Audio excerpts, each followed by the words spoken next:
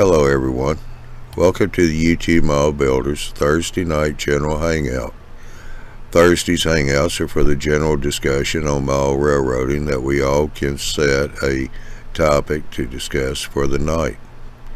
Thursday's hangouts are the proud sponsor of the Tuesday night presentations, the YouTube Model Builders, eMag, and the YouTube Model Builders live show. I want to say thanks for everybody joining in tonight's show. And here's your host for the night, Johnny Reb of Southeast Rails.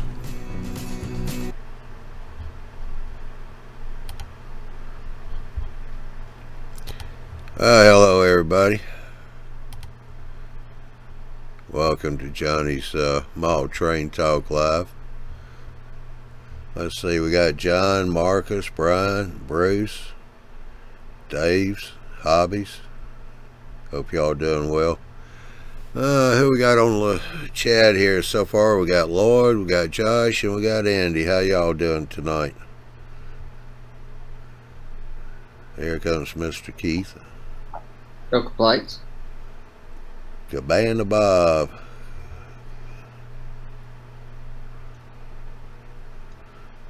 Yeah, Bob said he's having to work. How you doing, Steve? Well, about the only thing I got in the news worth listening to, I guess, is my son told me that Hugh Hefner died, I think, yesterday. 91.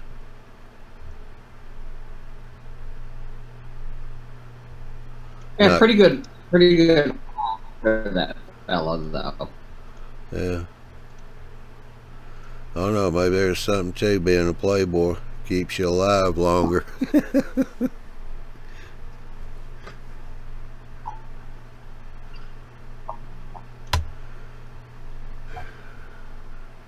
I tell you what, Josh, we haven't seen or heard from you in a while. They say stay active. Yeah. I think you stayed active. Yeah, your audio went robotic.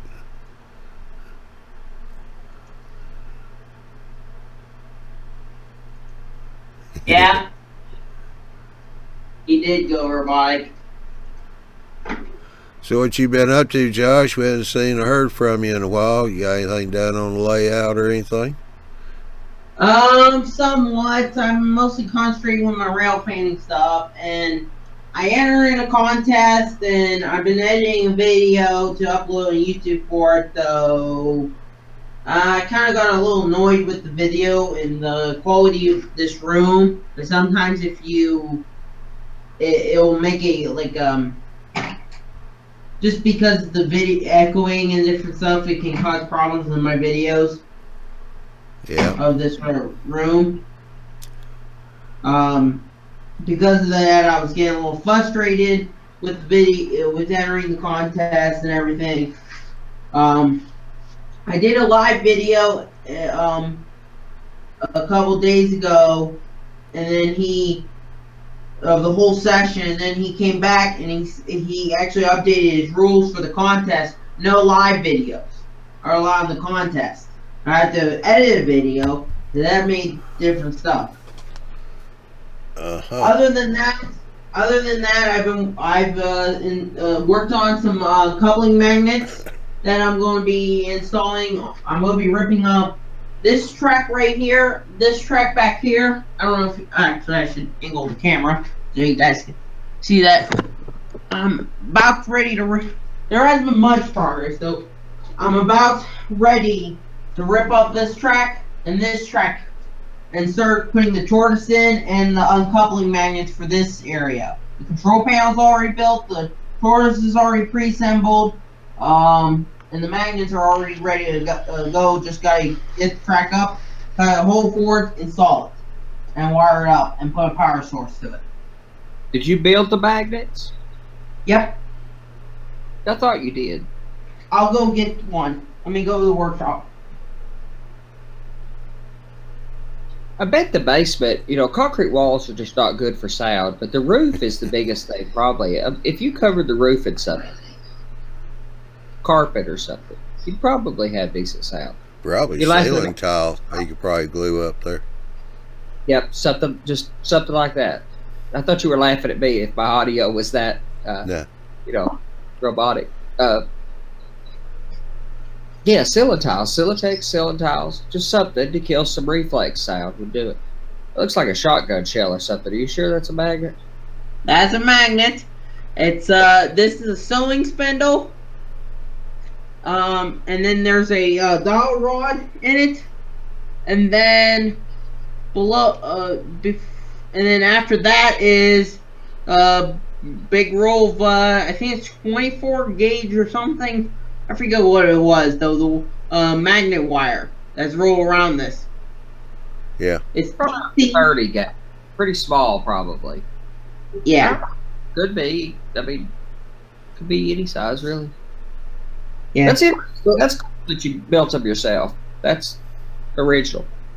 Actually, I read an article about this. Yeah, they used to do it for KDs too. Of course, you do them a little different. For Yep. KDs, no scale, you take a piece of pipe and you cut it so that 3/4 of the pipe remains. Cut the top off of it, and then wrap the wire long so that you have a couple-inch long pipe with the wides going this way. And so because you need the magnetic flow. With yours, the magnetic flow is up and down. With the wires running along the track, the magnetic flow is running parallel with the rails. Oh yeah, though it is DC. These magnets are DC. Also, the other thing is, I'm actually using these for KDs as well once I get to the HO part of my railroad. Have you tested them with KDs? Yep, they've worked. I don't doubt that they would. The question would be how accurately you would have to position a car over them. That way, I was talking about doing that like that. All you have to do is get the car within an inch or so, within a couple-inch area, and they What's work. that famous operational layout? The Western themed, like Colorado themed. He was in the Dream Plan series. Scratch Builder, though he did a video of that on the Dream Plan video, or those were all recycled from, I forget what those are called though. He did the same thing. Yeah, the Totepaw Railroad, or Totepaw Pines, or something like that. So I'm gonna make those for the HO. Though they do work with the KDs, I'm just saying that's gonna be the same style. Is pretty much going to be there. The only thing I have to figure out is how to hold and we got that figured out, is the metal dowel rod in the middle. The next thing we got to figure out is how to hold it in the fast track bed. It's or putting some cork underneath it and just laying it there, or building some kind of like a base like the Lionel's had, like some kind of metal piece that connects that was insulated. I don't know, or some kind of plastic piece. Yeah, I know you always have to get it pretty close to under the rails. Like I built some years ago for a club using the method I was talking about with the plastic pipe, PVC pipe, and we would put a piece of styrene under the ties so you could ballast on top of it and stick that right up against it. So it was within 20 thousandths or something under the ties. You can't go through road bed or anything. It's got to be right up there tight. Yeah. Actually, I'm going to move the camera down to one of the Lionels, and these were 027. I actually installed in here. See right here? See this uncoupling magnet? These ones? These are the Lionel made ones. And they got like a metal insulated base that actually can work that connects to both sides. There's also a jumper wire to power. So the metal base with our homemade ones, we got to figure out how we're going to install it so it stays in that position, like up there, because it is actually empty down below. There's nothing below. It's not solid. Even the rails are not solid on this Lionel fast track stuff, garbage stuff. Yeah, tubular. Are you going to cut the center rail out and shove that magnet right up in the middle of the rail? Yep. Okay. I'm going to have a jumper wire between the two blocks. That's one of the other reasons why, other than the other thing is I have a reverse loop that I never really reverse trains on much. In here, it's actually used as an industry for Jacob Cole Company. Even though this layout's AC, I've already installed a toggle switch that's I'm installing one in the control panel. Other than using it as an on-off switch to turn off the like the park block, park hinge or something there.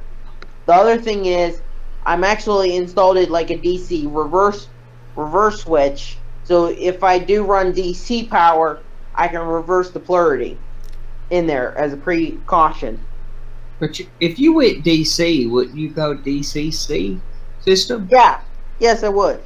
If you do, you don't need a toggle switch. That's a beautiful thing. I think DCC is worth it just because of what a royal pain and difficulty that dealing with reverse loops were in DC. They were difficult, and people had a hard time with them. But DC, it's amazing how easy they are to deal with.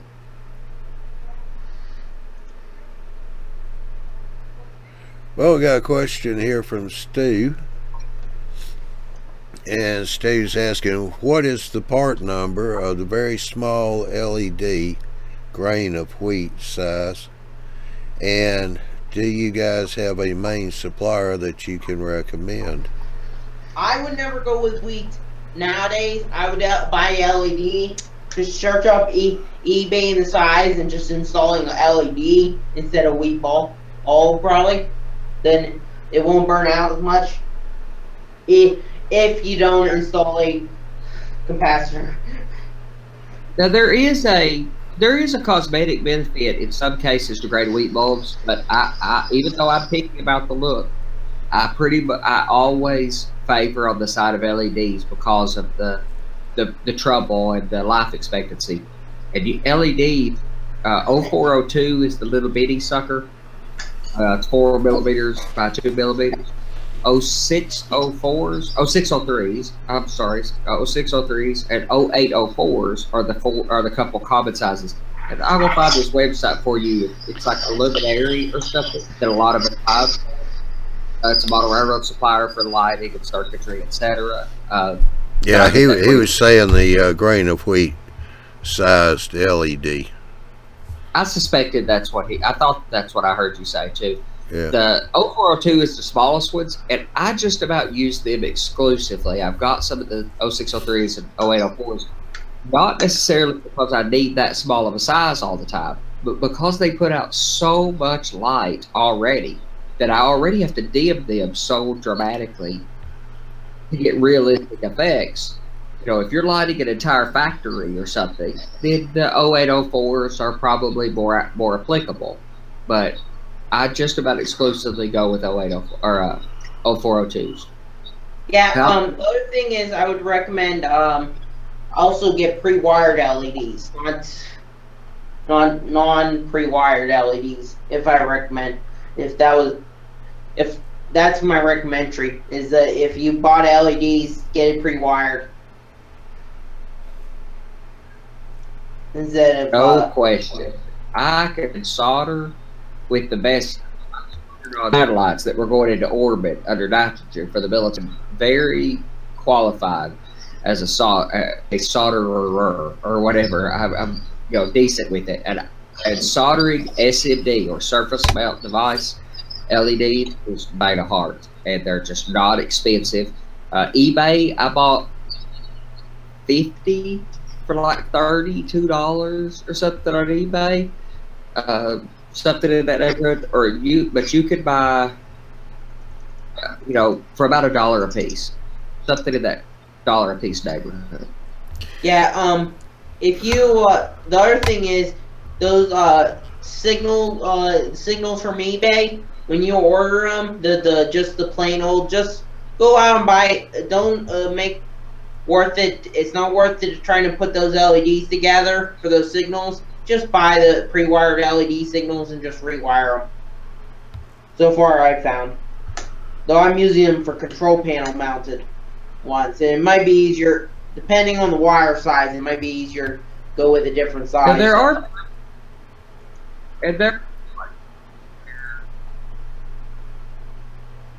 Andy keeps cutting out. And there are places who like the traditional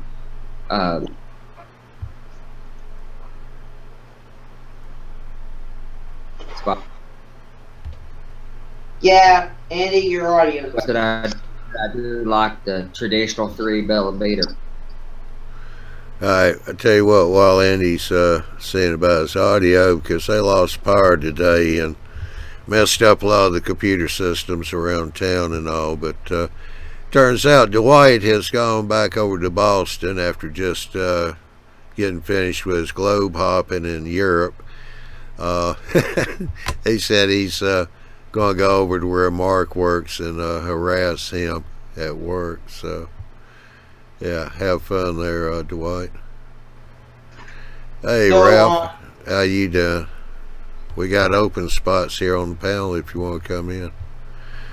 Yeah, by the way, guys, anybody over in the chat, we do have open spots. You go back to where the show's posted, and there are 2 links there. The second one is the panel link.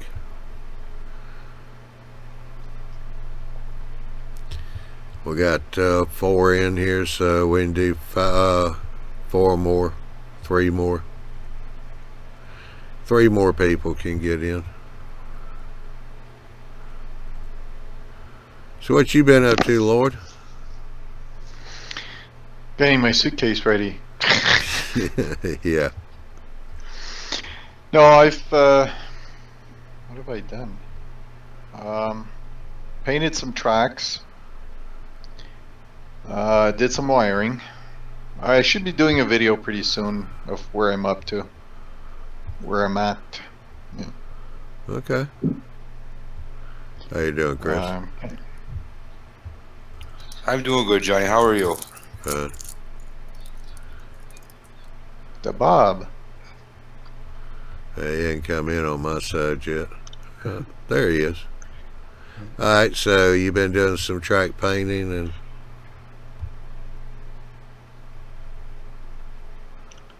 Yeah, I've been...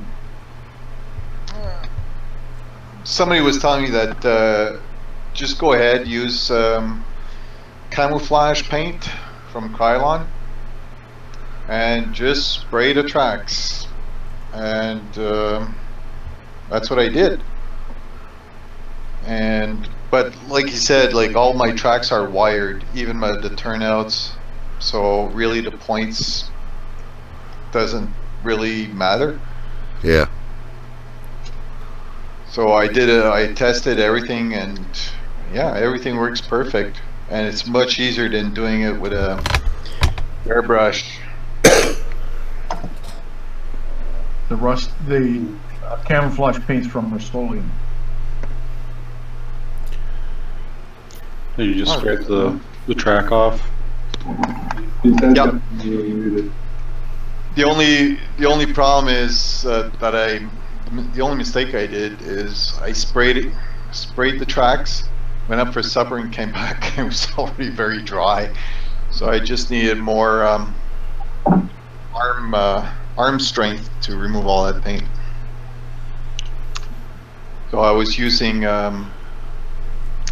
masonite piece of wood.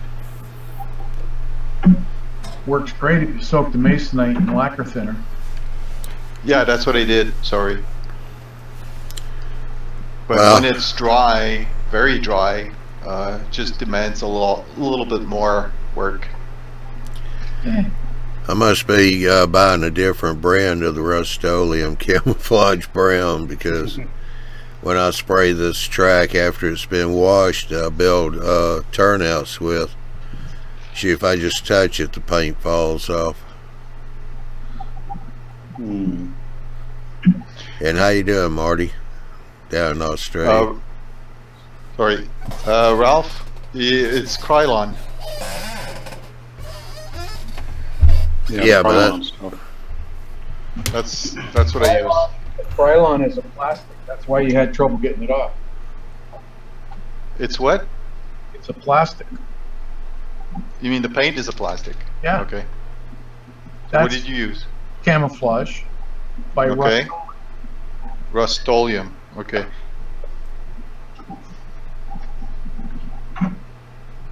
And there's 2 or 3 different browns. I'm not. Mm-hmm. There's 2 or 3 different browns in the line of paint. So Okay. I painted this yesterday, and I took the paint off today. Use a bright boy or what? Muted. I'm not. Lloyd, you can hear me? Yeah. Sorry. Yeah. This guy, I'm getting feedbacks. So. It's the M key. Somebody's got the viewer on. They don't have it muted. Okay, so you were saying, Ralph? Well, I was in the other room. That. Yeah, I painted this yesterday, Mm-hmm.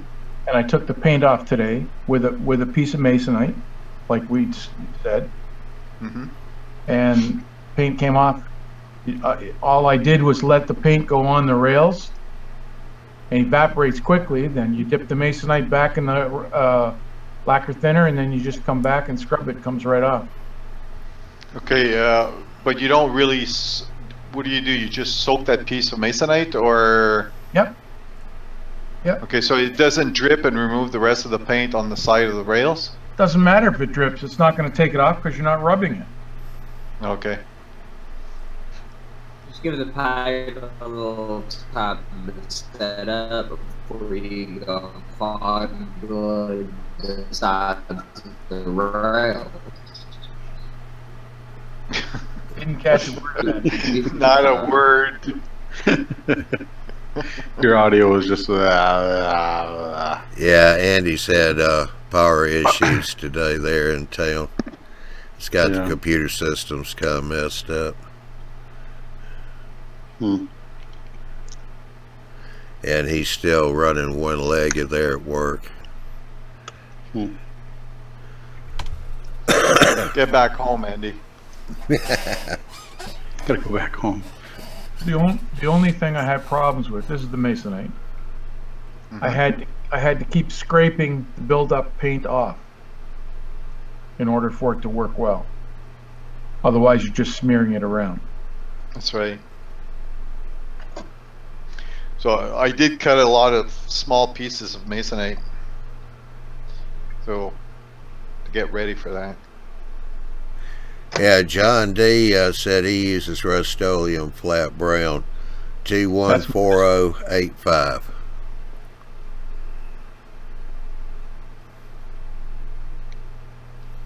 I don't know where you get the number from. Probably somewhere it's down around the bottom of the label.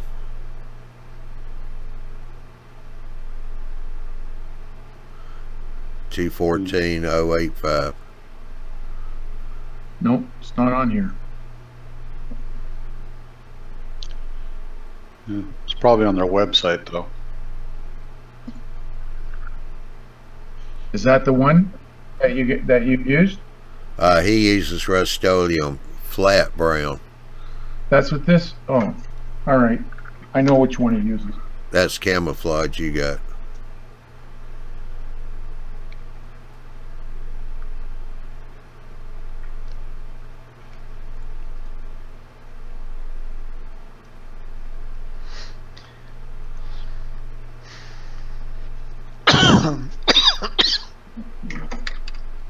That's the other one. Yeah, look at the UPC number. Where the barcode is. It says 242681 dark brown. So this here, this is not flat, it's satin. So it'll have a little bit of a sheen to it. So that's probably the difference, but it's probably in this line that he's talking about. Yeah. Either one does the job. As you can see, there's two different, the color is slightly different. One's darker than the other.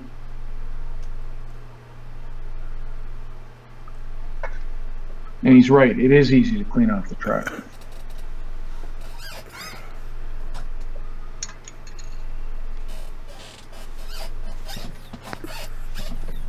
The only problem I've had with it, because of the flat whatever the material is they put in the paint to make it flat. I believe it's talcum. If you don't really shake it up well, you plug the nozzle.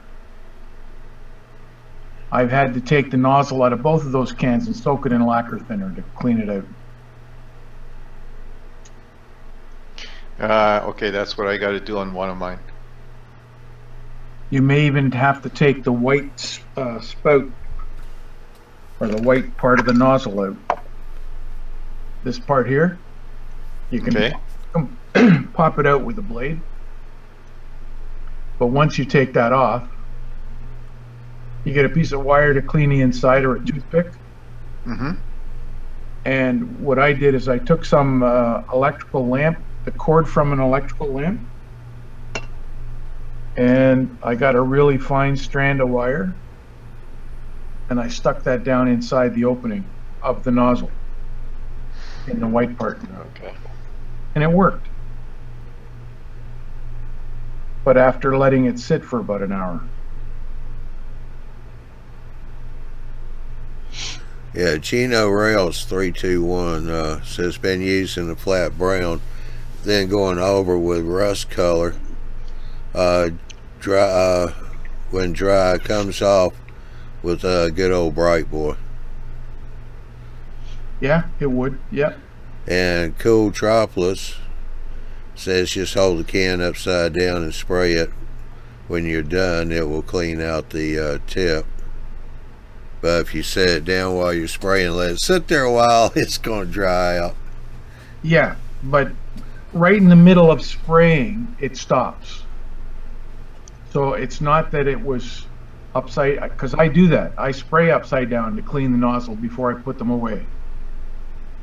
But I was shaking it up, and I went out and I started to spray, and I got halfway through what I was doing, and the nozzle plugged because there was a granule or whatever got into that nozzle, stopped it. Yeah. So the other thing that I do that makes it helps unclog it, I fill up the sink in the bathroom or in the kitchen sink, and I put water as hot as I can get it from the tap to about that point, and swirl it around while it's in the water, and make sure that when you're filling the sink, you let the water go over the top of the can. It increases the pressure of the air, and it reduces the viscosity of the paint, makes it thinner. And then when it's all mixed together with the added pressure, it just blows right through.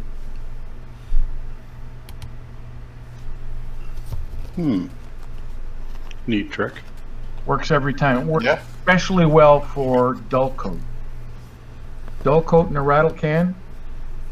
A lot of times you get these big spatters of dull coat coming out.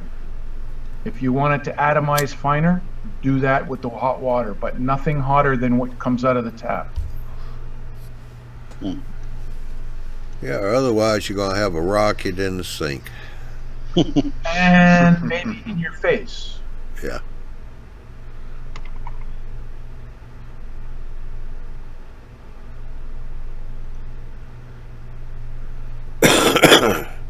Either way, it's going to be a bad day. Now I have. Go ahead, Bob. Well, when I was a kid in our elementary school, we got a free day off of school because some janitor threw some spray cans in the boiler. Oh wow! To burn them up and stuff. Blew it up. And we're like, "What? We have no heat? Well, I guess I get to stay home." It broke it somehow. I was like, "Yeah, I put some spray paint cans in there because they usually burn their trash and stuff. And I guess some of the cans had got in the trash. You didn't see them or something." Like, wow. Good to know. Maybe a student by the name of Bob was standing there tossing them in there while he wasn't looking. Could have been. Could have been. Ron in Australia, we were talking about the cans, and if you got it too hot, it'll go off. He said, yeah, kitchen needing a new paint. LOL. Paint job. Yeah. Mm. How not to paint the kitchen. Exactly. So what else we got? So you're gonna be shipping Robert his crossover here pretty quick then, aren't you? Pretty soon, yeah. I used Tim Morris's idea of the little spring. Yeah. And it turns it into a snap track. Since there are no hinges on this thing, that's solid rail right from the isolation brake, solid rail all the way down. Yeah.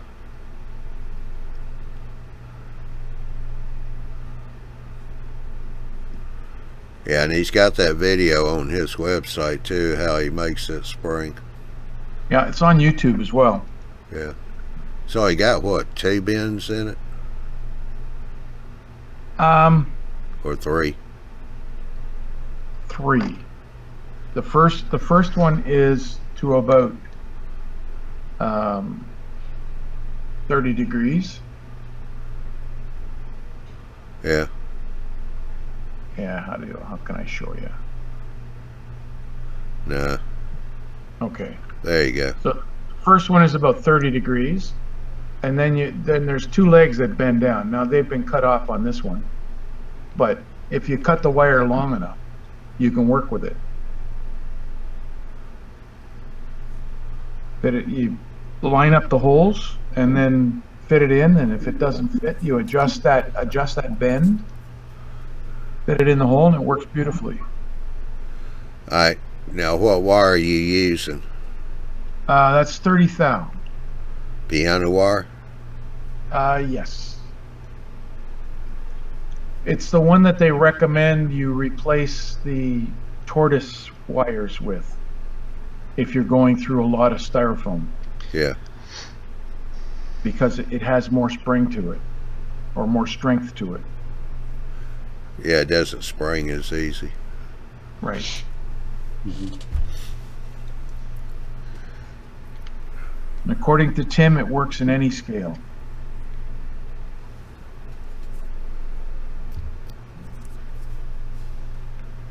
Yeah, actually you are, because you're throwing it to an off-center position and that wire is just holding it. That's right. And you're going the other way, you're forcing against the spring part till you get past center. The critical part is getting the 2 holes exactly in line with each other. And the way you do that, I don't know if it's easier to show you on this. You take 2 pieces of circuit board railway tie and put it in between your turnout points, and it separates the rails, and depending on how far you push it in, it'll end up centering it. Yeah. Come on, go. There. So you want your points centered, and once they're centered, then you draw a line parallel with your straight rail to line up the 2 points for the spring. Yeah. And leave these pieces here until you've got your hoop made and fitted. The 2 legs in the holes, you can take the tie pieces out.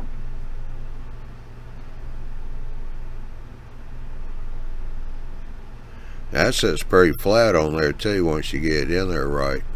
Oh, it holds on. It makes it so nice, and you know, the joint that it creates.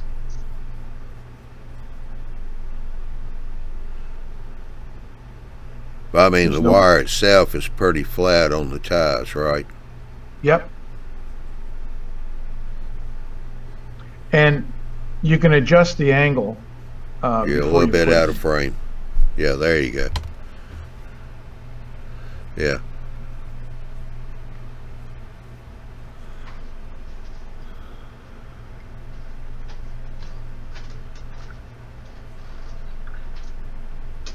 Oh, Yeah, Marcus was saying, could you do this with N scale, or would the wire be too big for the ties? You could probably use a thinner wire, but I would imagine it would work. Probably down around about 25, 26. Yeah, or even 20. Bruce said he used an old paper clip on the N scale. Yeah. A small paper clip or the extra large one? Probably the small one because it's thinner. It works best with piano wire because it has the spring to it. But it will work with the paper clip because there's not a lot of pressure in an N-scale turnout. Yeah, Bruce says small. Mm-hmm. Someday I'll make a normal layout. You and Andy both? Yeah.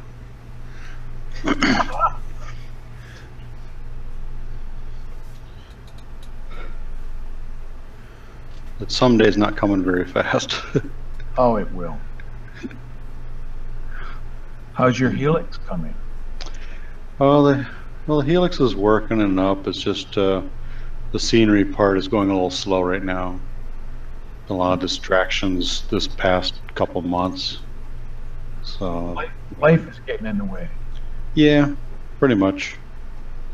You know, interesting things to watch on TV all of a sudden popping up. Yeah. And when I get bored of it, I'll go back, do something else. You know. But I do have to finish up that scenery on the helix. The door's coming along pretty well though. Yeah. Okay. Yeah, working on one more video for that. We'll see how that goes. A lot of trees and bushes and everything else on there, covering up little cracks and whatnot. Still got to make the waterfall part. I thought you had that done already. No, that'll be actually kind of fast to make, but I'm just trying to figure out what I want it to look like and where it's going to supposedly flow, and it didn't quite look right, so I'm trying to change things a little bit. So we'll get it done. Now, you're not going to the Fine Scale Expo in Pennsylvania, are you, in November? No. Okay. No, I can't. You shouldn't have back talked your wife. Well, the money in the family's a lot less now. I'm the only one making anything, so Yeah, that's true. it's a little bit tougher. So yeah, bummer. Had a good run. Yeah.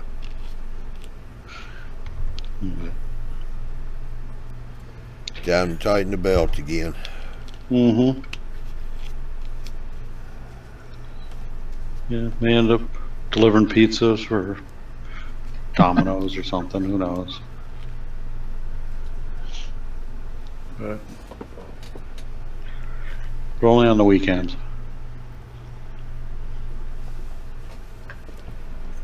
Not this weekend though. I gotta work this weekend, or at least Saturday. Is that where you get your mad money from? No, that's just overtime. Okay. They don't pay me overtime. They pay me comp time. Damn government. Trying to save money, you know. But hey, I maybe should take some expensive plane trips next time. Oh well. That ain't gonna happen either.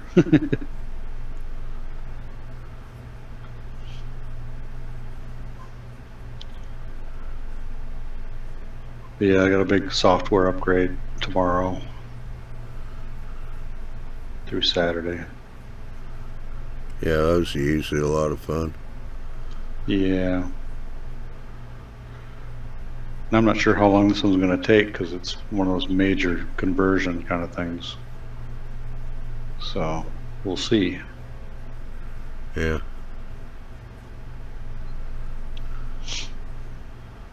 But invariably, everybody's going, can we push back the time you're going to start this so we can do this other stuff? Well, how come you don't get it done today instead of on a Friday? Get it all prepared for everything you need on Friday, on Thursday. No, you can't do that. Yeah, you can. Too easy. If I shut it all off, you're SOL. Should have prepared. I told everybody 7 o'clock. Yeah, North Star was asking Bob if you're going to Amherst.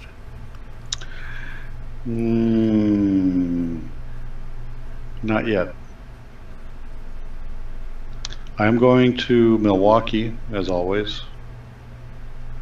I usually end up being sick in January, so probably not. Invariably, something always happens in January. I'm actually getting over that allergy season junk right now. Are you too? Yeah. So that's part of what I've been doing. Get being sick for a couple weeks. Yeah.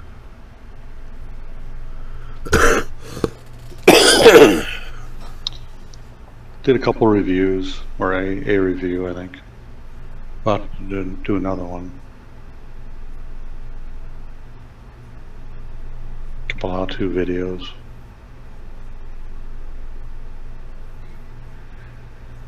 And a few more in line, I think.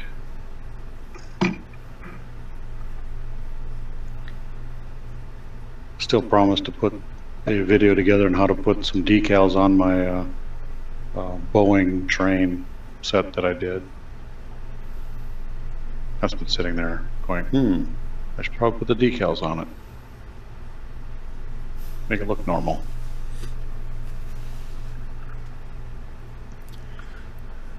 And then, let's see, I've got a locomotive up on the layout that I need to review.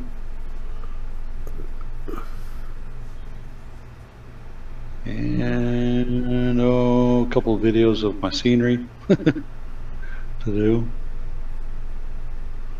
Yeah, there's some stuff in the queue to do here in the next month. Or after I'm done upgrading the software tomorrow.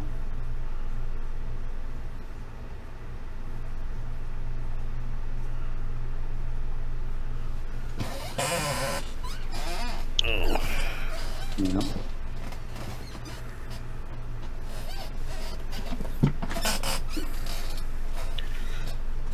And there's a future video that James and I will be in coming up.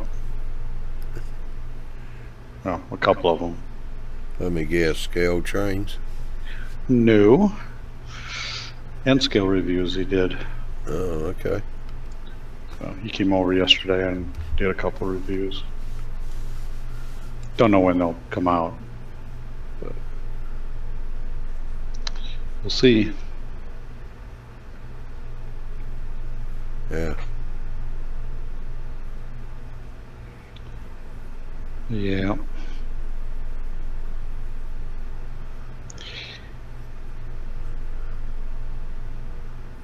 Oh, here comes Andy. Oh no, everybody leave. I got tricky this time, so let's see if this works. It sounds like it. Yeah. Well, Just make all your statements short. well, 4 computers and all kinds of stuff. I bought my big i7 laptop, so if this thing don't have enough power, we got issues. But I think it's a bandwidth. Oh, I got a cool new toy, by the way. I got a GoPro. I'm sure I've had that for a while, but the stand doesn't detach from the GoPro, so it sets a little high on a flat part for the trees that I have that overhang the track work. This is 4K, and I just bought that 4K monitor, so I wanted stuff that I could shoot in 4K. $40. I figured it's $40. I mean, if it doesn't work, about $40. But 40 bucks, and it's 4K. Does it have Wi-Fi? It's I mean, I'm generally a name brand electronics guy. I'll go grab the box here just a second. See what brand it is. But you know, direct output, HDMI output, SD card. I stuck a 64 or something in it, 32, 64 or something. Probably doesn't have a name on it. No, and I got the box. I'll see what. So it's not quite a GoPro, but it's a GoPro wannabe. Yeah. Well, the Knock 4K off. GoPro. Well, the 4K GoPro is like $600. Yeah. Andy, you don't have to hang upside down. Just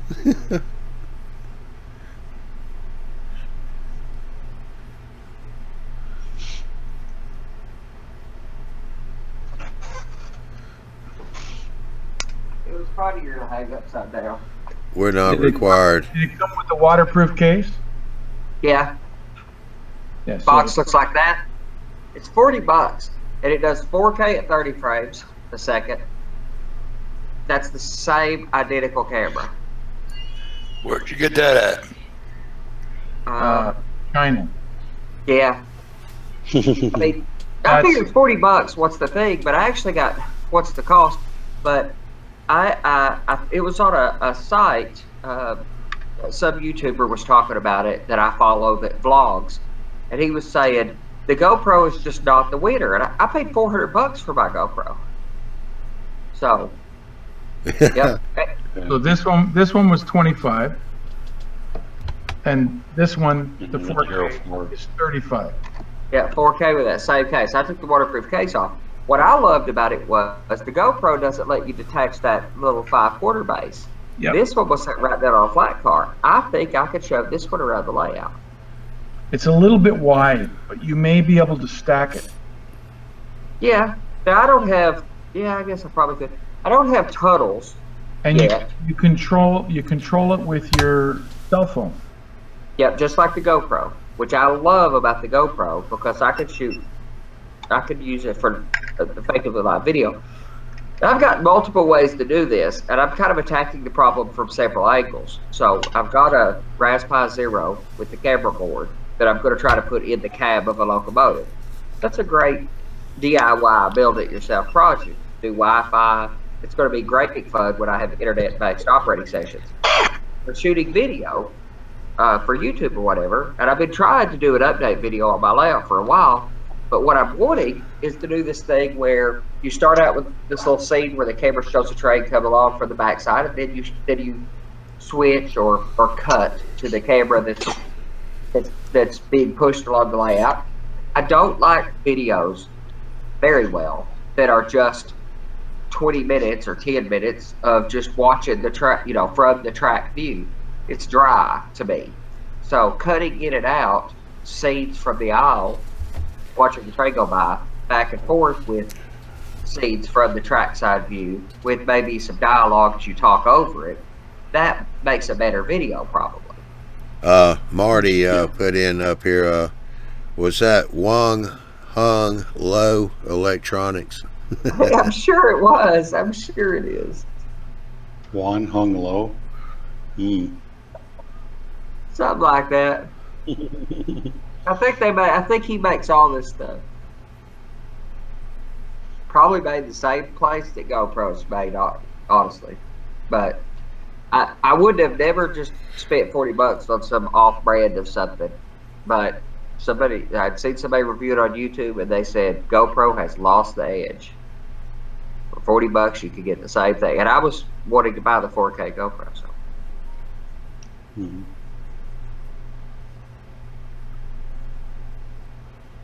Now that I've got some 4K displays, I'm getting kind of excited about 4K.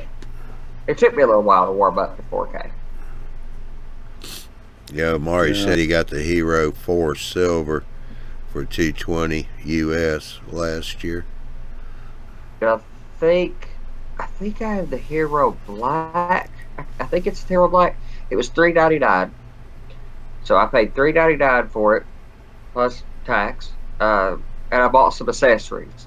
So I ended up with not far from $500 in it, and it was great. I shot a few videos with it initially, and I thought, this is the way to do this. This is awesome. The app's great. Blah blah blah. Then GoPro dropped the Studio, the piece of software they use for editing, which is fine, but it had a really good fisheye corrector in it. I mean, I just should use iMovie on Macintosh for it, but or whatever, Pinnacle or whatever you want to use. But the fisheye was really good on the GoPro Studio. But they dropped support for that piece of software was the first thing, and then it always stuck on the stand. And initially, I just didn't have that much, that many trees. As you guys know, I got a little obsessed for a while, built a bunch. So, Andy, did you order that through Banggood, AliExpress, Amazon? I'm pretty sure it came off. Yeah, I'm pretty sure it came off of Amazon. I ordered it a couple weeks ago and forgot about it. Couldn't have been Amazon wants too much money. Couldn't have been. It might have been. It might even. I'll have to look and see. I looked for it at several places that I ordered it wherever but it took a while to get here. Did it come down over on the ship? Yeah. I didn't look and see where I ordered it.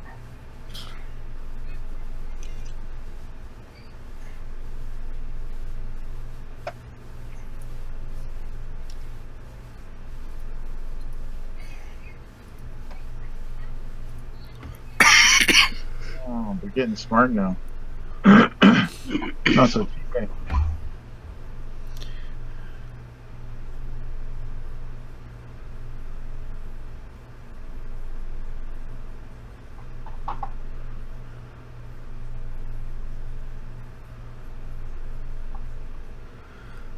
Well, I know it's early,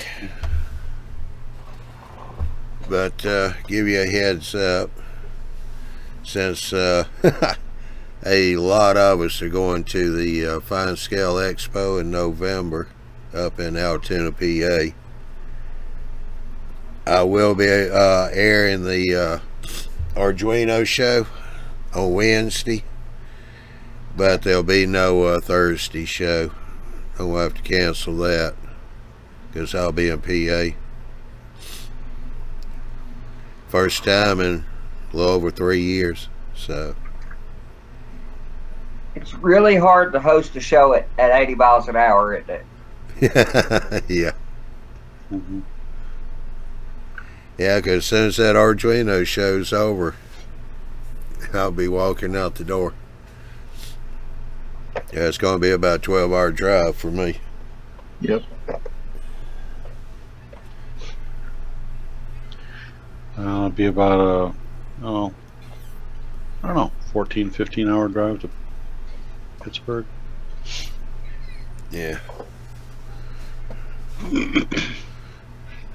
I have no idea how much it is for me. It'd probably be even more, or around the same. See, for you, Ralph, it would probably be an 8-hour,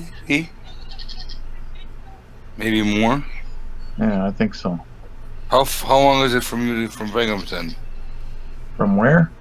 From your house to Binghamton. I have no idea where Binghamton is. Take 81. Doesn't help me. Don't know. Yeah, it's almost 14 hours. Yeah. For me to Pittsburgh. It's really not that bad, I guess. Oh, yeah. So when you start going to the Midwest or Pennsylvania, it gets a little hairy. Yeah. I almost did it in one day. Long time ago.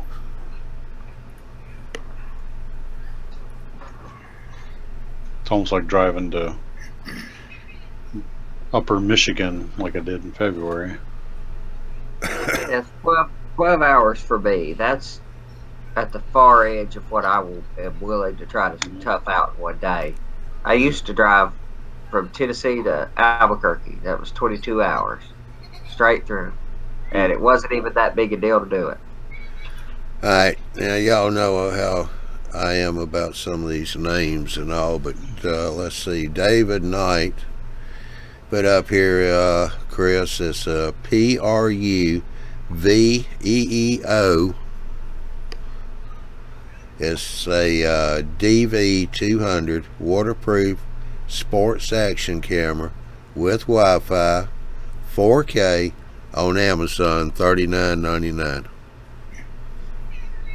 Yeah, this one doesn't have the one I bought just says waterproof 2-inch TFT action sport camera, 16 megapixel.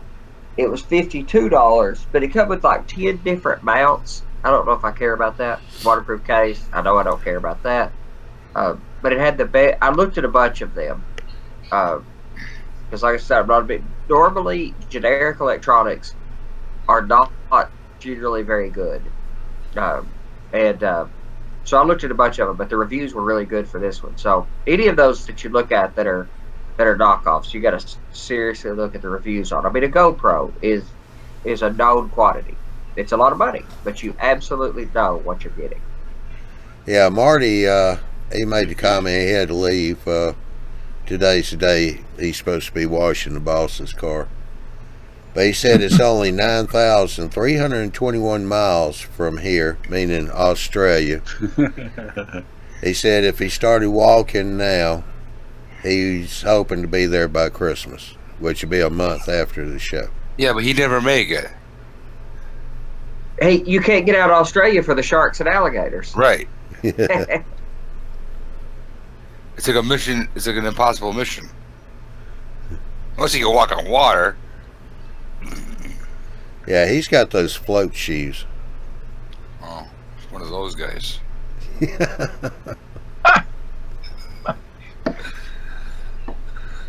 That's the reason why his wife calls him the floater.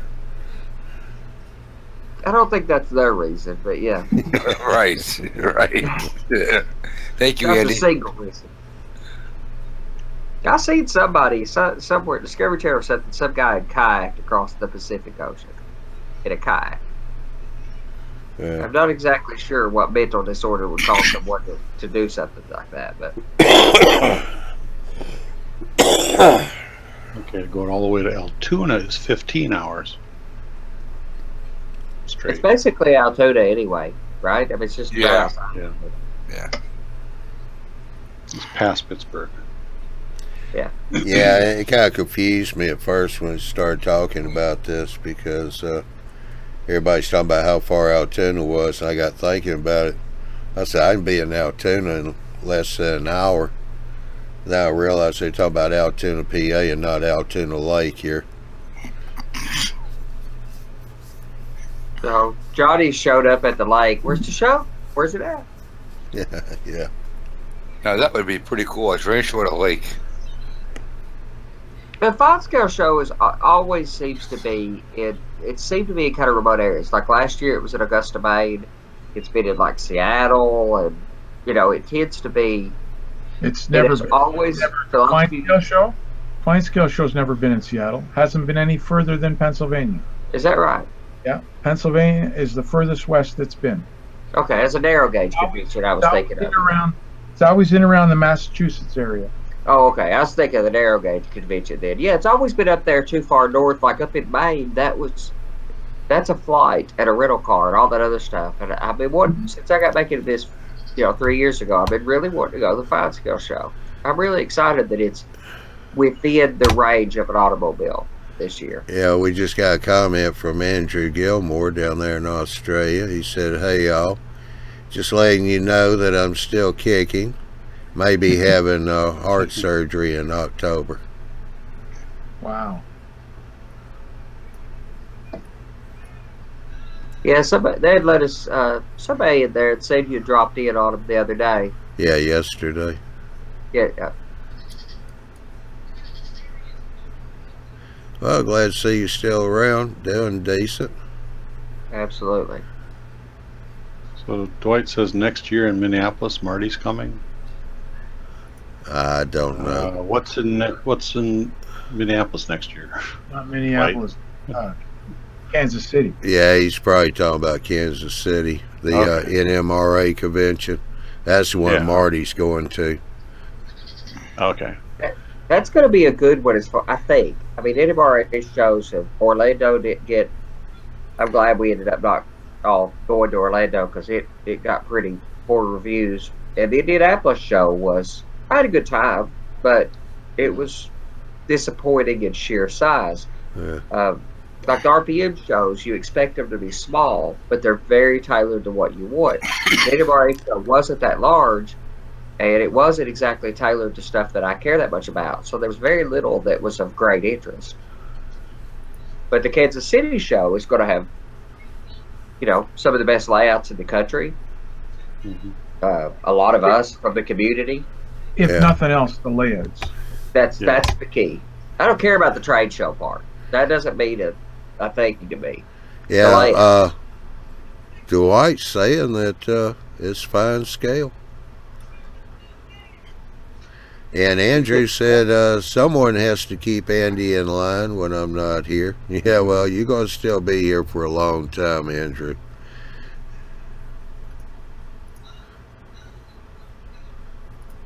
Yeah, well, plenty of people have taken up the baton on your behalf, Andrew. Ralph don't cut me a lot of slack. You know, Chris don't cut me a lot of slack. You know, Johnny doesn't hardly cut anybody any slack. So, Forget about Johnny. I mean, Johnny's.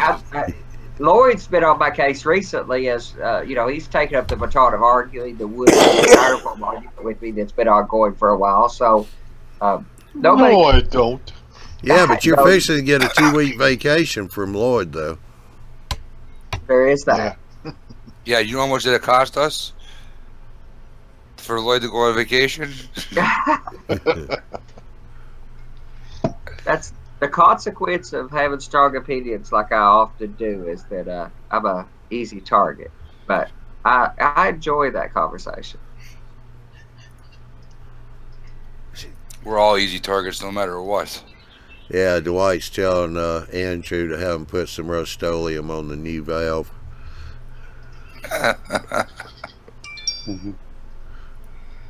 Graphite. But it doesn't squeak much. Just powder coat it. Be done with it.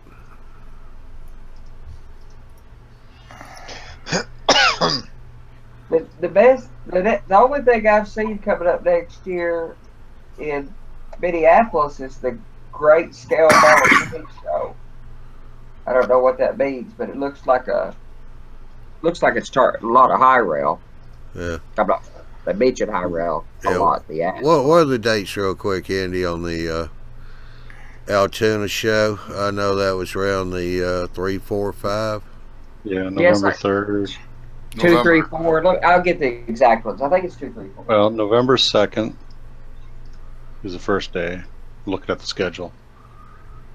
Yeah, 2nd and 3rd. Yeah, 2nd, 3rd, and 4th. Yep. Yeah. Yeah, Thursday, Friday, Saturday.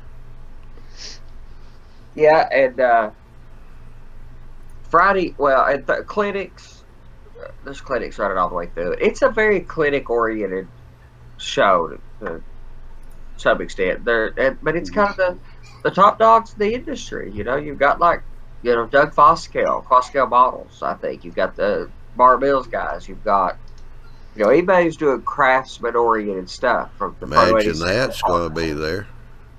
Who? Imagine that, Laser Art, Nick. Right. Yeah, Nick Masney's going to be there. Monster Model Works, Jimmy Simmons.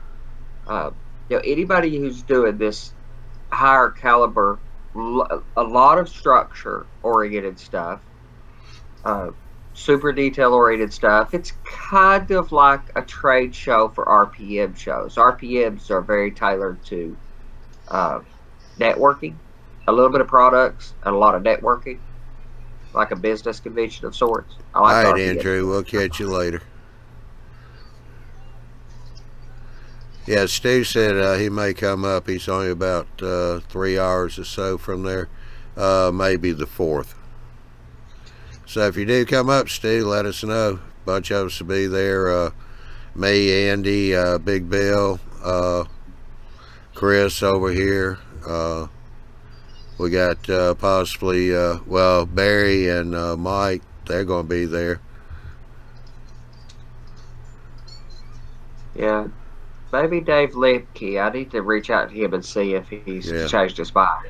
There's a few of us. It's going to be About 8 of those us are renting fairly the good house. shows. Yeah, it's going to be about 8 of us renting the house. So, Yeah.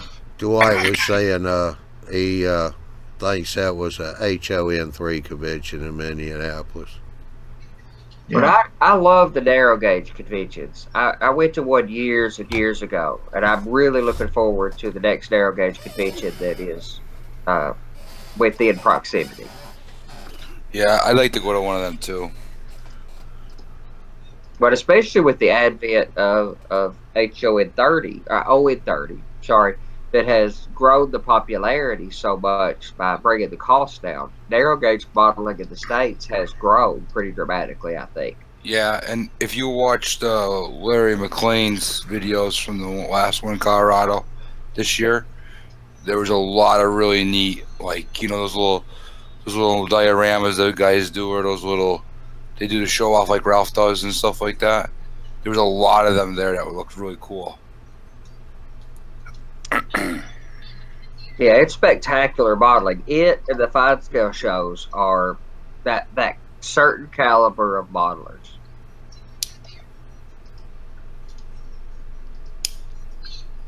Well, it's basically all based on structures. Yeah.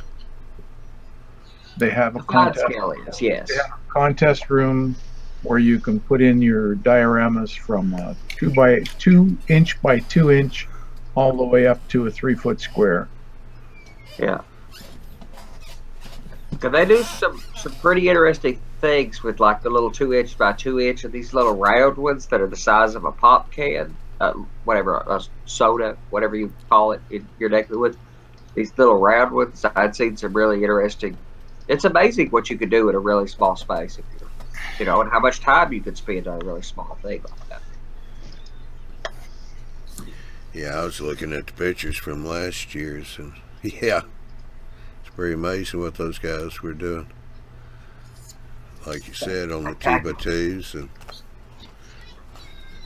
Well, one of the most amazing things I've seen, one of the most amazing, most impressive I've seen, Martin's gone now, but Martin took some pictures of one done by, in Australia. The Australian narrow gauge convention is pretty well regarded, pretty exceptional modeling. yeah. Anyway, he had a picture of a shack, maybe a foot by 2 foot, foot by 18 inch little module with a shack and some brickwork on it, and it was, I mean, the nuance of it. It's the Chuck Dog quality of stuff. Yeah, let's see. We got a few comments here. Marcus, the last show I went to, the HON3 had the best layout, and it was a 20-foot shelf style layout. How you doing, Steve, from the UK? And also Steve said he's seen some of the dioramas in the contest. They were pretty incredible. Yeah, Steve, I don't know if you know it or not, but Kathy Millett is working on the NMRA show over there in England for, what is it, Andy, 2022? Yeah, I think it is. Yeah, 2022, something like that. Might want to put that on your calendar, Steve. I need to win the lottery to go there. Yeah. Yeah. Yeah. Andy's going to ship us in his private jet. Yeah. Or become a board member of the NMRA and they'll ship you over for free. Yeah. Or that. I would love to. I have not been to Europe, so I would really love to. What a good excuse. And boy, Yeah, I don't think any of us are going to Europe with US our model. wife. No question, there's some great U.S. modelers, but the people, the Trolls Kirks, and there's a group of these people over there that are they're a decade ahead of us. The average modeling I see is a decade ahead of the average modeling I see over here. There's a few standouts in the States or North America, but Yeah, Marcus said, Bub, make some UK friends really quick. Well, hey, we got Steve here and we got Kathy Millett, so, you know, what more do you need? You just need one with a private jet that can come pick you up. Uh-huh. Of course, that's a pretty big plane, can fly to Europe, so.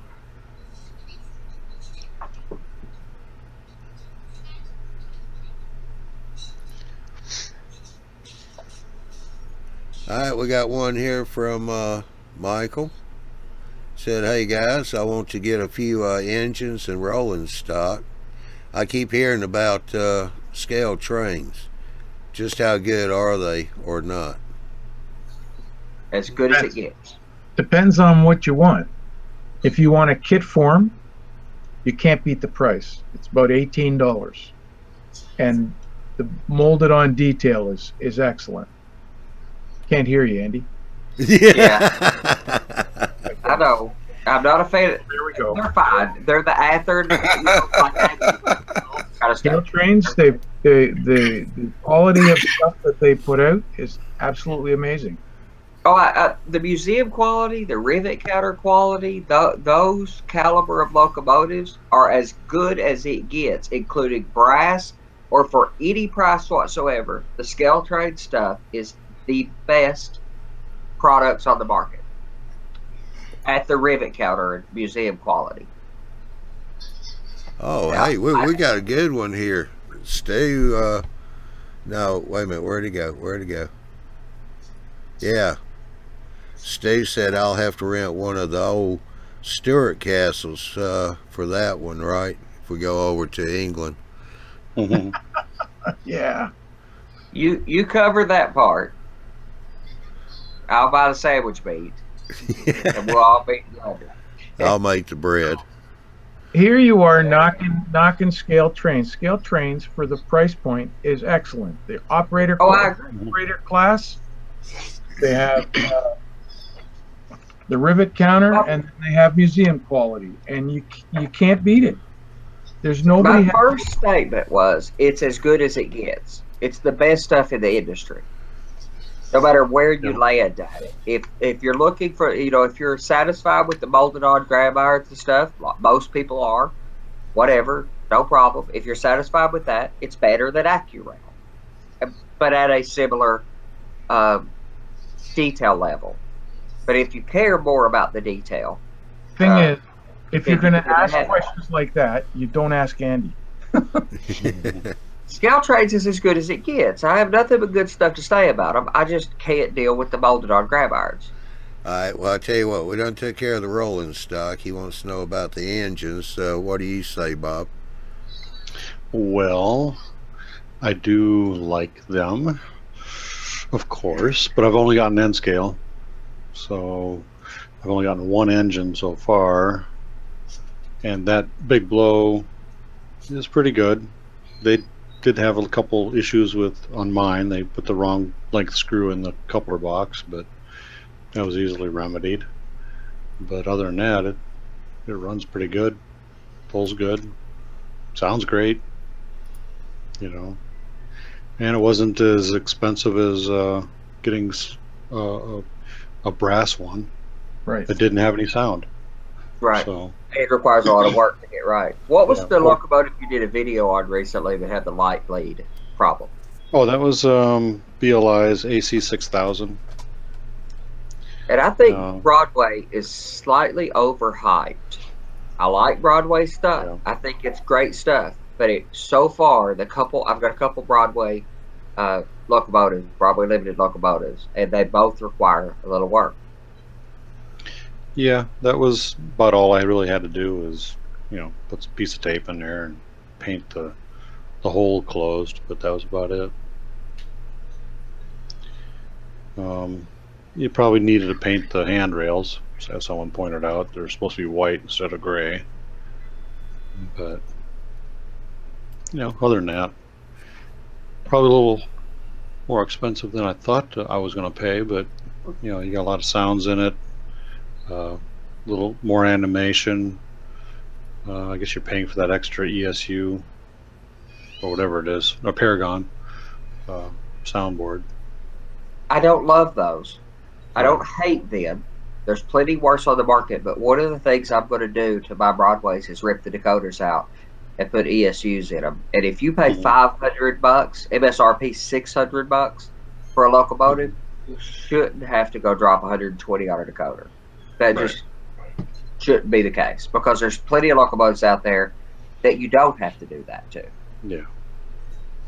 And Scale Trains is using ESU decoders. Right. Right. Yeah. And if they were using Tsunami 2s or TCS, I would not feel as strongly about this, especially if they were using TCS. I think TCS and ESU could be considered a matter of preference, what you care about. And even Tsunami 2, matter of preference, because they do have features. Each of them have unique things that nobody else has. Tsunami 2 has the parametric equalizer, the multi-band equalizer. Nobody else has that. So you could really get some decent quality sound out of it. ESU has the full throttle effects.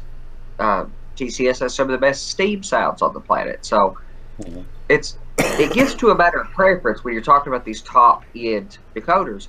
But when you're paying $500 or $600 for a locomotive, there should be no question that you're getting a top end decoder of one of those brands. Especially with the Scale Trains one, I'm put $500 down on an N scale.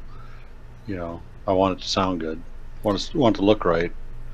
All right. Well, I paid $175 for the BLI. Let's stir the pot here a little bit. Michael said, "Would you say Atlas is better?" Better than what? Probably the Scale or whatever, Intermountain. Who knows? No. The Scale Trains is the best you could get in any class at any price.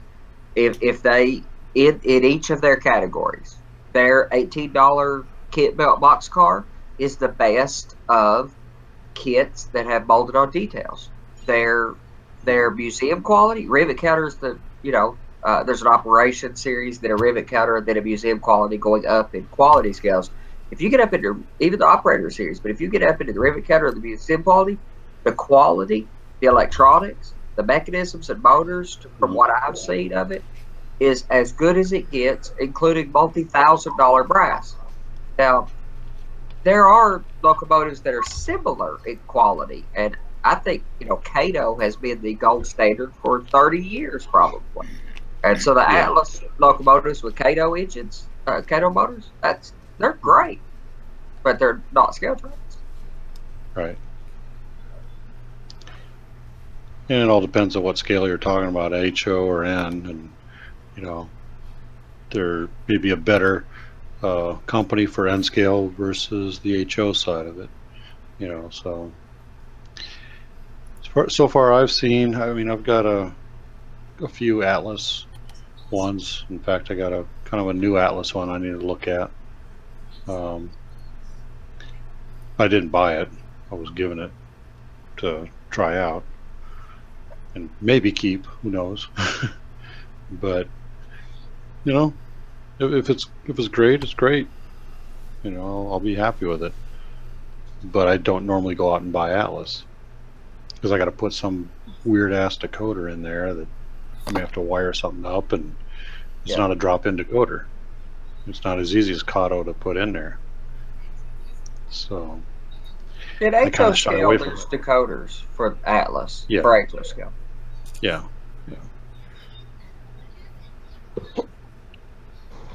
That makes a big difference. Because how much work you get put into it after you pay? Right. They don't come with DCC in them usually at the cheap price level, so you got to put a DCC decoder in it, and you got to wire some wires in and pull it all apart. And if you do it wrong, well, you got to do it again. It just takes extra time to put a decoder in if you got to wire it up. Or it's speakers and in scale. If I would you have want a different opinion if I was at N scale. In HO scale, I just about prefer locomotives without decoders, because I know that I'm not putting money in some off-brand. I know I'm going to go put a loc sound in it. Yeah, you got to make your choice, DC or DCC, of course. And, do you buy something you like and it's got DCC in it? Well, hopefully it runs in DC mode. Not all of them will. So you're kind of stuck with what you get. And not all of them will without the decoder burning up in 6 months. Right. The DC and DCC situation is not as easy as advertisers would have us believe. Mm.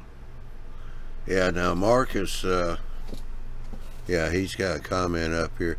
It used to be Kato was #1 in N-scale and Atlas was #2. But Fox Valley and Intermountain has been putting out some good stuff recently. Yeah, Intermountain is getting better, although they still have some issues, but they are getting better. Yeah, they're not putting out stuff fast enough for me. No, you're right. When I have to wait 3 years for an SD40-2, yeah, I'm still and waiting. Quality assurance problems. I got mine right away. How come you didn't get one? Oh, you're getting. That's why. Well, N-scale, yeah. Yeah. Okay, sorry. That's what I mean. We're the redheaded stepchild, so that gets pushed back. Oh, we got something else with HO. That's going to go. You know. So yeah. Well, they have some quality assurance problems. So Intermountain, well, you know, a couple of years ago when they were releasing the Heritage units, there were several people had bought numerous of those units and were getting multiple of them DOA. And if you're having that happen repeatedly over a period of time, you've got some issues. Now, if you get a good unit from Intermountain, I think they have great stuff. And MTH has some similar issues. They're all suffering some of the growth issues that, like, Proto 2000 did. We were talking about it last night or a couple nights ago. In the early days of Proto 2000, they just made some poor decisions on gears and some of that stuff. And some of these companies that don't have a lot of product out yet and haven't had to recall or do warranty repairs enough have not learned the cost of some of these hard mistakes. And that's one thing I'll give Scale Trades credit for. All of those guys had worked at Athearn long enough that they knew what they had to do to meet the market. And that won't make them immune to flaws, but they've basically put perfect products out so far, or close. Putting close. I mean, they're not actually putting them together. Some factory workers are doing some mistakes, but you know that happens. And I mean, their problem right now is they don't have someone there in China QCing what they're doing at any given point in time. So they don't get it to see it sometimes until it gets back to the United States. After, you know, they approved everything, and then all of a sudden they start throwing things in the assembly line and they miss something. They put the wrong, like on their current Tier 4 GEVOs. If you look at James's video, and a couple other people pointed out, they put the wrong handrails on next to the cab. They bent the wrong direction. So they put on, I think, handrails for like a CSX or something on the BNSF. And like, that don't look like the real picture. And you could look, you know, side by side with Intermountain's version, and handrails look completely different. And it's like, somebody screwed up. Then you look at the prototype, it says, yep, they're bent this way instead of the other way. It's just a matter of taking them from one side to the other. Right. And the factory said, oh, I must have run out of the right handrails and pulled the wrong ones for the wrong version and put them on there. So a lot of them that I've seen on the videos have the wrong handrails. So they produced a mistake. But, you know, Scale Trains, if you call them out on it, they will send you the right pieces. They go, oh yeah, we didn't catch that. We'll send everybody the right handrails if they ask for it. They're pretty good at that.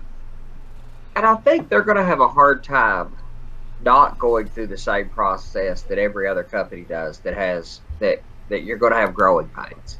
If they're a success, they're going to go through a period of difficulty where meeting expectations are difficult. But you've got companies coming out. A few years ago, we only had a few companies that were of a high enough quality to be compared against Atlas, Kato, etc. standards. Now you've got all these like the Fox Valley. You've got Tangent rolling stock. Tangent rolling stock is as good as it gets if you model the 70s and up. And they've got a few things in my era, but not much. And probably limited rolling stock, but you've got a lot of these smaller companies. Yeah. They're all trying to make a name for themselves.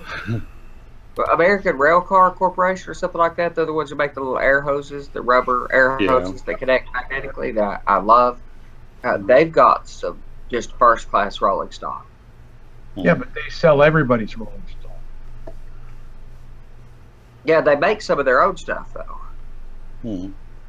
Yeah, so you got a lot of these. It's hard to call those companies cottage industries per se, but they are targeted. Like Tangent, you can't call Tangent a cottage industry or a cottage manufacturer, but it's small run volumes companies, and they can do things that companies like Atlas can't do, where they can do prototype, accurate to the prototype model. So you could get a cylindrical hopper from Saskatchewan or whatever, like American Railroad Car Company has done, or the chassis system rim side hoppers with the prototypically accurate details that that specific car would have.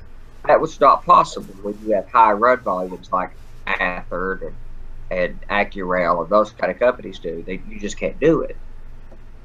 All right, Willie has got a comment up here. It's, let's see.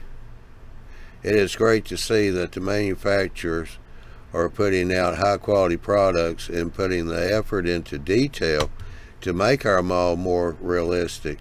But in some areas I feel that the cost of the locomotive, it's probably too high. That's stopped at locomotives. So, well, a lot of people keep demanding better quality, but don't want to pay the price. Yeah, yeah. If you want the quality, you got to pay the price. Exactly. But the argument is, there's an argument against the high dollar rolling stock and high dollar locomotives, but that's not the entirety of the hobby. You do not have to buy $500 locomotives and $40 rolling stock pieces to build a layout. There are AccuRails out there, $15 rolling stock. Scale Trades has their box cars for $18. There's plenty of Atherd stuff on the market. You do not have to spend it, but if you want that detail, you're going to do one of two things. If you care about that detail, you're going to do one of two things. You're either going to invest a bit more money or quite a bit more time to build resin kits. Like, you can buy Finaro and Comalenco kits for $15 to $20 a car and have all the detail that you can get on a $50 piece of rolling stock, but it's going to cost you 20 hours to build the thing. I've got some. I'm going to do that. So, but you cannot build a fleet of rolling stock, one resin car at a time. Not build a layout and do all these other things. You've got to figure out where should you spend the money and where should you spend the time. And you can't spend the money. I can't spend the money to buy everything at the quality that I like, but I also can't spend the time to build everything. So spend money on the high quality rolling stock and locomotives, and I build the track and trees and structure to the quality that I want. And a lot of that decision has to do with where do I get the most enjoyment out of my time, and then where would I just rather spend the money. Yeah. But you have a choice. All right, we got about 2 minutes if y'all want to wind it up.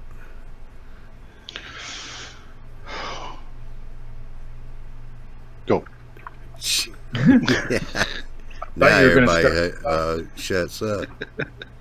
Well, I'll close my argument over the cost thing. I've said before, this hobby can be expensive, but it doesn't have to be. You can fast track turnouts, and they're better quality and cheaper to build a layout that way.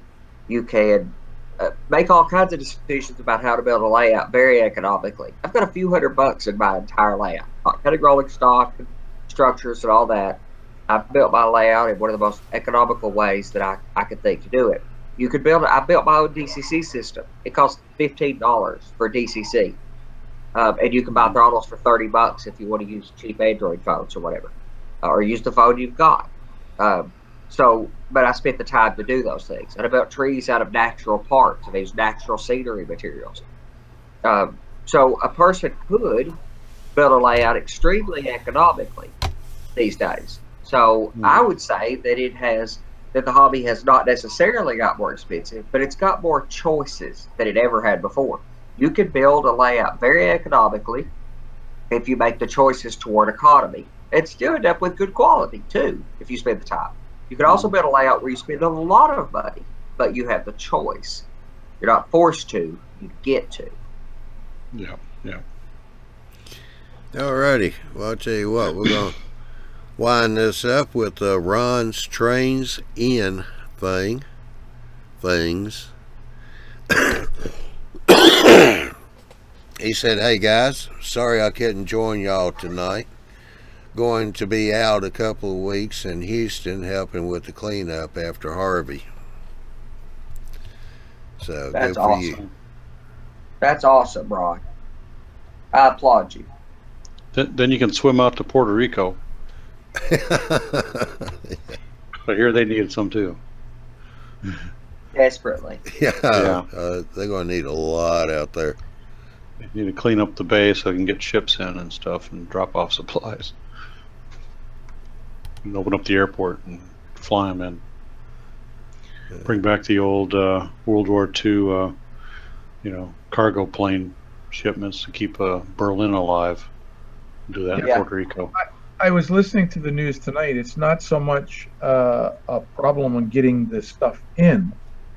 They don't have the means to take it from the area that it's been dropped off to the distribution centers. They don't have enough truck drivers and trucks. Yeah, you got to ship a lot of stuff in there. You got to ship the whole infrastructure in too. They may end up bringing in a lot of helicopters and so on. They're talking about bringing in another 5,000-6,000 troops and equipment. But the law says right now you have to use U.S. ships to. No, they lifted that. Did they finally? Okay, I hadn't seen This afternoon. that's going to help a lot because there were so many countries that were trying to help but couldn't.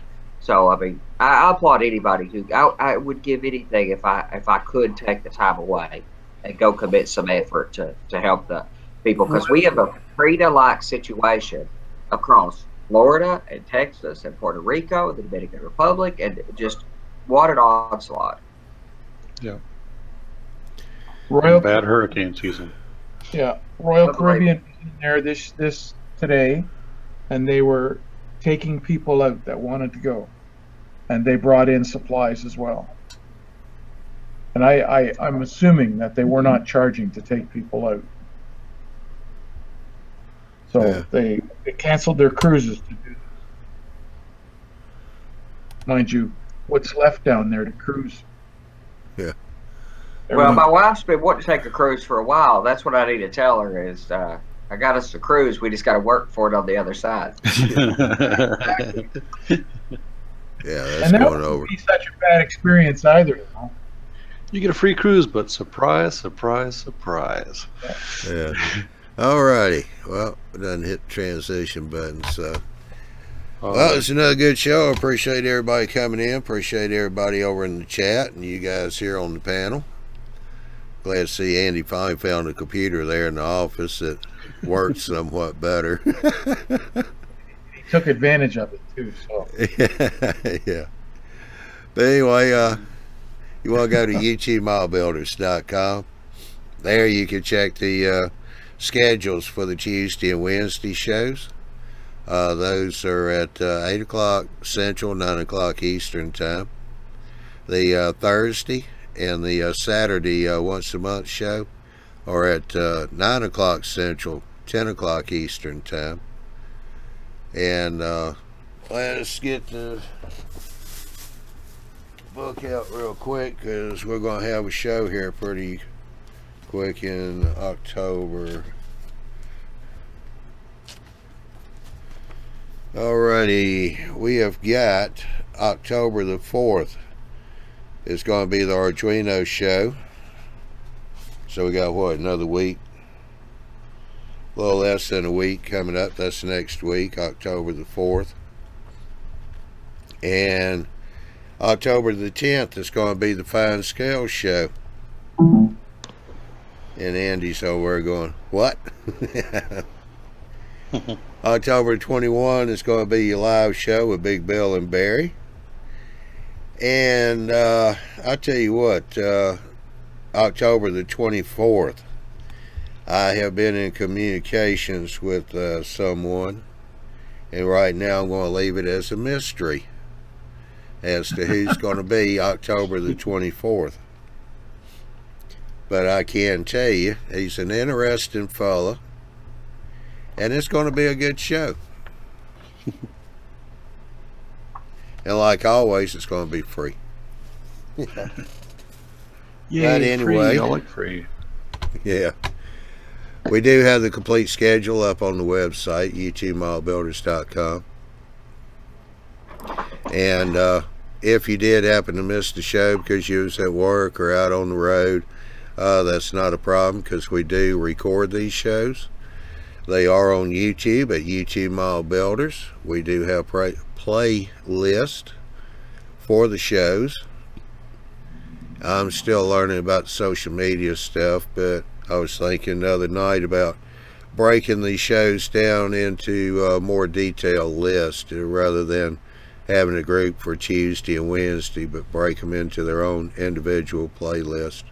Make it a lot easier for people to find the shows they want to watch. And also, be sure and click on the e-mag while you're there at the website. Sign up for a email notification when it comes out. We just had one come out a little over a week ago now, and that was on passenger trains, so be sure and check that one out. Another good job from the e-mag team. Alright, hope everybody has a good weekend. We shall catch you October the 4th. So we'll see you then. Everybody have a good weekend. Bye. Bye.